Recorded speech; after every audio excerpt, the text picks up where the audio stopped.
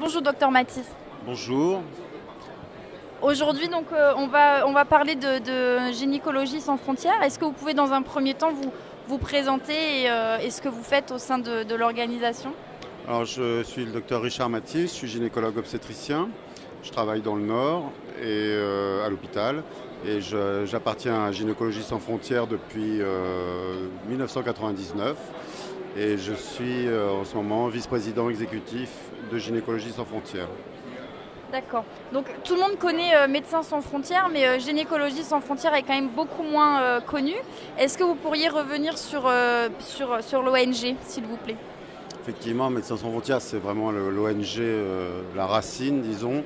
Après, il y a eu beaucoup de déclinaisons sans frontières dans différentes spécialisations, activités. Gynécologie sans frontières, c'est une ONG qui a été créée en 1995 par quelqu'un qui faisait partie, qui avait fait des missions avec MSF à l'époque, Médecins sans frontières, mais qui souhaitait créer une ONG plus dédiée à la santé des femmes. Donc il a appelé ça Gynécologie sans frontières et ça réunit finalement des professionnels de santé, essentiellement des sages-femmes, des gynécos, mais aussi des médecins ou d'autres professionnels qui ont un trait à la santé des femmes ou qui défendent la santé et le droit des femmes. On peut avoir des gens qui ne sont même pas dans le milieu de la santé, mais les forces vives de Gynéco sans frontières sont quand même des sages-femmes et des gynécos. Et on peut avoir des gens de la société qui ne sont pas dans les professions, qui sont impliqués quand même dans la démarche. Alors, cette association, elle est née en 1995, elle était assez petite, elle est encore petite d'ailleurs, mais pendant quelques années. Et elle a commencé à prendre de l'ampleur à partir de 1999 avec les événements au Kosovo et les populations déplacées. Et on a commencé au départ à se coller sur des ONG généralistes, comme on dit, c'est-à-dire ça peut être Médecins du Monde, Médecins sans frontières, l'Ordre de Malte, Aide médicale internationale, où on venait apporter cette spécificité sur la santé des femmes avec des professionnels expérimentés sur cette thématique. Et voilà, donc on a fait essentiellement des missions de développement, c'est-à-dire où on formait les professionnels de la région dans laquelle on intervenait à avoir une meilleure pratique professionnelle pour la conduite de l'accouchement et pour éviter un des principaux fléaux contre lequel on lutte, un des principaux fléaux contre lesquels on lutte, c'est la mortalité maternelle. Et donc, en formant les professionnels à la bonne prise en charge de l'accouchement, donc voilà sur quoi on est vraiment expérimenté sur ce type de formation-développement. Et depuis 2010, on s'est impliqué dans les missions d'urgence avec Haïti au départ, à la suite du séisme d'Haïti, où là on a commencé à faire de la prise en charge mode d'urgence dans les camps de réfugiés, de déplacés qu'il y avait donc après Haïti. On a renouvelé l'expérience à Zaatari en Jordanie, où c'est un camp de réfugiés syriens, où là on est resté 2 ans, 1 an et demi, 2 ans, et on a fait 1600 accouchements dans le camp. Et la troisième mission d'urgence qu'on est en train de mener actuellement, aujourd'hui, c'est en France, à Calais, où on intervient sur les camps de migrants depuis novembre 2015. D'accord. Donc si vous pouviez un peu plus décrire les actions que vous avez à l'étranger, notamment dans les zones de conflit. Alors, normalement, nous, on n'a pas... on est une petite ONG avec 2 salariés. Tout le reste sont des bénévoles. On n'intervient pas dans les zones où il y a un risque sécuritaire pour nos bénévoles ou nos expatriés.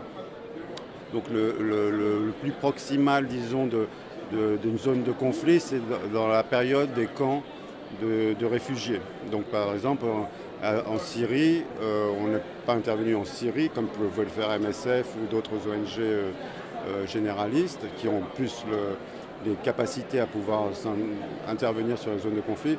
Nous, on était dans un camp de réfugiés où la sécurité est optimale. On ne peut pas se permettre, on n'a pas la capacité de pouvoir prendre le moindre risque pour nos bénévoles. Donc, en général, on n'est pas sur une zone de conflit. Alors, on intervient un peu partout dans le monde, mais effectivement, c'est essentiellement focalisé sur l'Afrique avec plusieurs pays. On a intervenu pendant 5 ans au Burundi. Là, actuellement, pour des raisons de sécurité, on n'y retourne plus depuis 2 ans. On intervient au Togo actuellement, à Madagascar, en Haïti. Je cherche. On va débuter une mission probablement en Comores en juin. Enfin, il y a plusieurs terrains, mais là c'est purement africain. En Haïti, donc c'est depuis le séisme de 2010, on est resté sur place pour enchaîner après une mission d'urgence, une mission de développement. Donc là on est dans la formation des professionnels au sein d'une grosse maternité près de Port-au-Prince. Il y a aussi eu des missions dans l'Asie, donc au Népal, au Vietnam, au Cambodge, au Laos. Donc voilà, on est un petit peu dans tous les pays en voie de développement. Et en France, depuis 2006, on agit en France depuis 2006 sur le concept de violence faite aux femmes et surtout sur le rôle des professionnels de santé vis-à-vis des victimes de violences faites aux femmes. Donc depuis 2006, on a commencé par les violences type mutilatoires, donc l'excision, donc former les professionnels, les sensibiliser à la prise en charge des femmes victimes d'excision, à la prévention pour éviter que les jeunes filles soient à nouveau excisées. Et on a bien naturellement élargi le spectre aux violences conjugales, aux violences intrafamiliales, aux violences de tout type sur les femmes. Et donc ça va par là à une lutte aussi, à un plaidoyer pour le droit des femmes et pour le respect des femmes. Donc ça c'est une mission plutôt qu'on mène en France depuis 2006, donc ça fait 10 ans. Et récemment, donc la mission de Calais qui est un peu en dehors.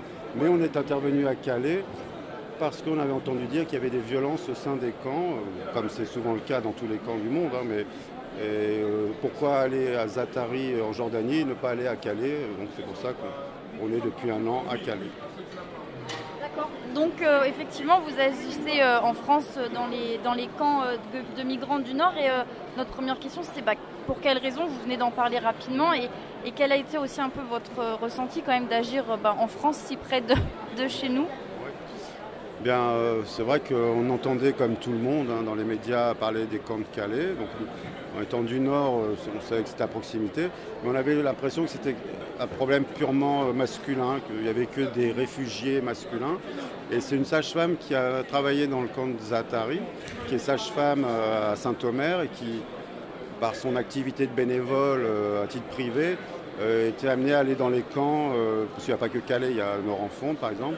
Et c'est là que des bénévoles, sachant qu'elle était sage-femme, l'ont interpellée en disant qu'il y a pas mal de notions de violence.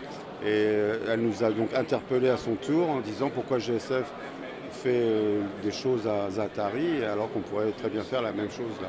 Donc on s'est dit effectivement, on a fait une mission exploratoire pour voir un petit peu quelle était l'ampleur du problème. Est-ce qu'il y avait un problème de femmes? Parce que à l'époque, on pensait que c'était surtout des hommes.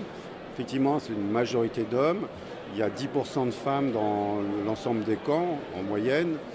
Maintenant, peut-être même un peu plus, on les voit plus. Mais donc, on a décidé de monter une mission à partir de novembre 2015 pour venir en aide aux femmes des camps de migrants, qui ne sont pas des camps, parce que ce sont des bidonvilles. On a été très surpris, d'une part, d'avoir conduire une mission en France, parce que on ne s'attend pas à se retrouver. Alors c'est pas une mission facile justement parce que c'est un peu, je dis, schizophrénique pour nos bénévoles parce qu'on est en France avec le savoir-faire, les habitudes, le travail qu'on peut avoir en France. Et en même temps, il faut se mettre comme si on était en dehors de France, dans un camp humanitaire, comme si on était à 6000 km et donc adapter sa façon de faire aux conditions. Donc le matin et le soir, il y a une espèce de vestiaire où le bénévole doit se remettre en position pour France, position humanitaire, et ce qui rend la mission des fois difficile et douloureuse psychologiquement pour les bénévoles quand ils arrivent. Il y a une période de 3-4 jours où ils sont un peu en train de chercher leurs repères. Puis après, ça va et ça se passe bien. Et ces camps ne sont pas des camps, on dit des camps, c'est un raccourci. Un camp, c'est ce qu'on a vu à Zaatari, ce qu'on voit partout dans le monde.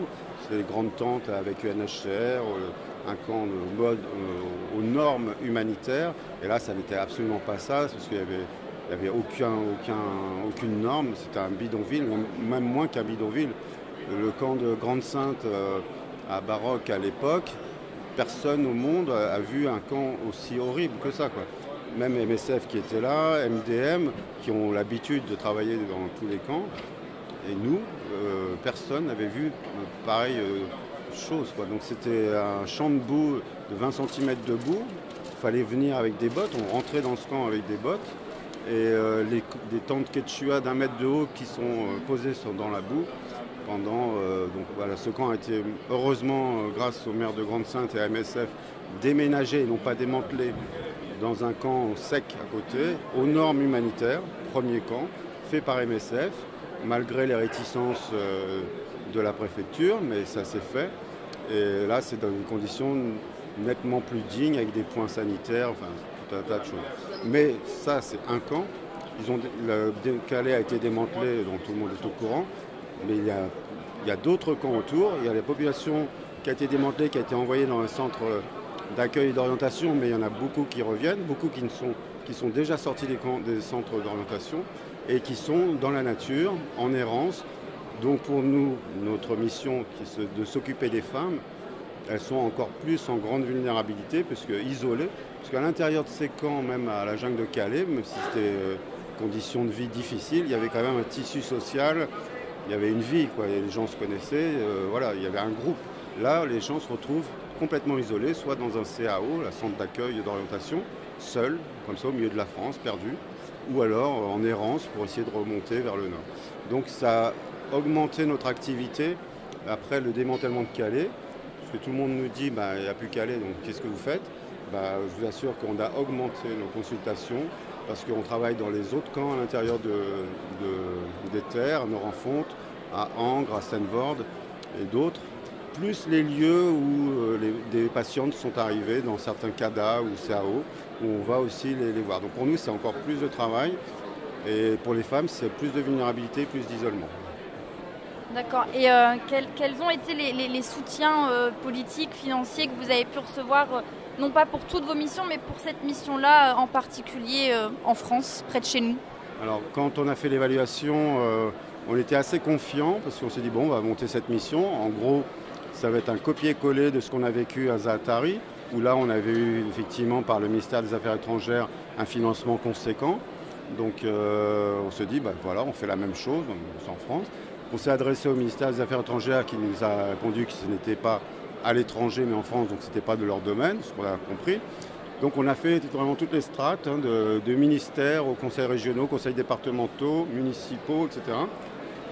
Et on a eu même pas 1 euro de subvention. Ça nous a mis un peu en détresse psychologique, parce qu'on ne peut pas vivre sans subvention. Je vous dis, une toute petite association, on a quand même 400 adhérents, mais que 2 salariés, donc il faut qu'on ait un minimum de subventions.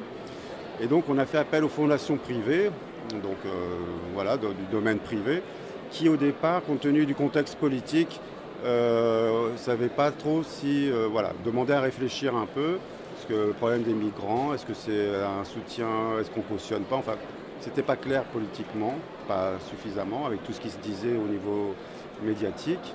Donc on a eu une pause du côté des fondations privées. Il n'y avait pas un engouement. Il y a eu quelques fondations humanistes qui ont donné tout de suite, parce qu'ils voyaient plutôt l'humain que le problème politique, mais ce n'était pas suffisant pour pouvoir s'orienter plus loin, de façon plus pérenne. Donc on a décidé de faire que 3 mois de mission en attendant de trouver des fonds, en se disant si dans 3 mois il ne se passe rien, on s'arrête, parce qu'on ne pourra pas continuer. Et on a médiatisé, grâce aux journalistes, à la presse, le camp de Grande-Sainte dont je vous ai parlé, qui est absolument horrible. Et là, ça a été un tel choc de voir tous les gens qu'on amenait voir ce bidonville étaient complètement presque sidérés de voir avec des enfants comme ça. Bref, du coup, les fondations privées sont revenues des fois spontanément pour nous demander où en êtes-vous. Et là, commencer à nous aider de façon qui nous a permis de continuer la mission jusqu'à maintenant. Donc maintenant, on a eu toujours aucune aide institutionnelle jusqu'à juillet, là à peu près, où on a eu enfin une aide de la délégation droits des femmes et du Conseil général du Nord. récemment. Une aide qui est correcte, mais qui n'est pas suffisante pour faire la mission. Notre mission, là, en gros, le bilan dépenses-recettes, il nous reste en gros 500 euros. On a des fondations privées dont on sait qu'elles vont nous subventionner là, très prochainement, mais nous, de toute façon, cette mission elle s'arrêtera le jour où on n'aura plus d'argent. Donc on espère que les fonds publics vont enfin se décider à nous aider. Ce d'autant qu'on est tout seul maintenant, puisque MSF s'est désengagé des soins primaires, MDM aussi. Donc on est la seule ONG médicale à travailler sur les camps. Donc après nous, il n'y a plus personne. Voilà. D'accord, je vous remercie.